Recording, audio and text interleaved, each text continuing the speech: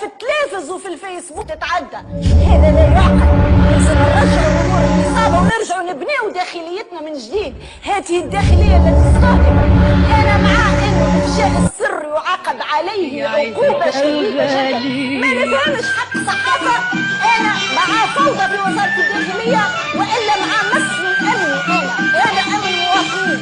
نحب وزاره الداخليه تبقى لها ضرورة من عطر والعطر من شجر أنباقة من زهر والحسن من زهر لعيدك الغالي أشكوك موالي لعيدك الغالي أشكوك موالي حيث الحياة لأنكم نفذتم مخطط الشرس وخطط الهوم على الشهيد هنايا عليكم أهديك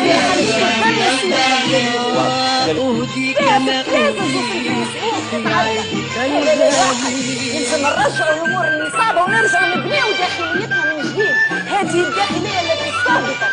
أنا مع إنه إفشاء السر يعاقب عليه عقوبة شديدة. ما نشوة العمر إلا بأعيادي لو خصت الشاي تكفي لميلادي نحب وزارة الداخلية تنقلها قوي في ضمانات المواطن. نبني وزارة هيبة وزارة الداخلية يكفينا النهي عن والحقوقيين هذوك اللي يرجعوا لهم لن يسامحكم التاريخ. وقاعدين يتفرجوا فينا واعطاوكم كافوكم واعطاوكم هيئات واعطاوكم اموال واعطاوكم سيارات لانكم نفذتم مخطط شرس مخطط جهنمي على تونس. لن يسامحكم. ضرورة من عطر والعطر من شجر أنباقة من زهر والحسن من زهر لعيدك الغالي أشكوك موالي لعيدك الغالي أشكوك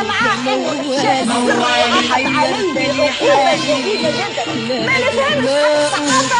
أنا مع فوضى في وزارة الداخلية وإلا مع مس الأمن. هذا أمن المواطنين. نحب وزارة الداخلية